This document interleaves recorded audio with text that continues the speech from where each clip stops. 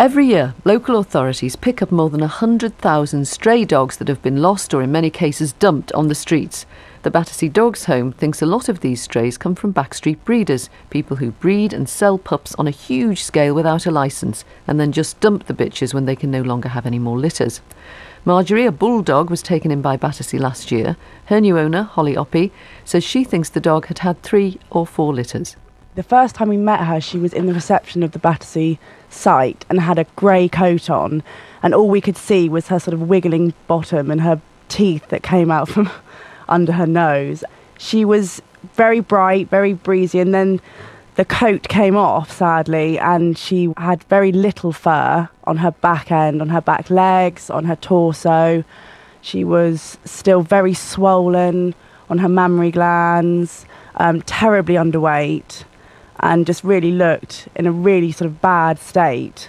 She's only 2.5, which means that she would have had puppies as soon as she was able to, and then continued to have them sort of until she was then found on the streets. Holly Oppie talking about the dog Marjorie. Well, Carly Wyborn is head of operations at Battersea Dogs Home, and the charity's meeting with MPs today to try to raise the problems caused by backstreet breeders. Carly, I know that you want all breeders to be licensed. Tell me how exactly you think dog licensing would mean that dogs like that were better looked after. We believe that if breeders have to register for their second litter of the year, they would be more responsible in the way in which they do breed puppies. At the moment, it stands at 5 litters a dog can have before they have to register. But someone who would treat a dog like that, just endlessly breed from it, not feed it, not look after it, it's hard to think that anything would persuade them to be any different, isn't it? Well, hopefully the conditions these dogs can be kept in. Backstreet breeding can be quite a shady environment and dogs aren't kept properly. There are things we can all do, though, to try to stop it by thinking about where we're getting puppies from. So what would you suggest people do?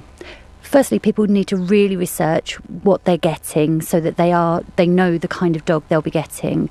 They should also, at a minimum, meet mum so that they do know where the puppy has come from. And what are you asking MPs this afternoon to do then? To introduce this new licence? And is that it?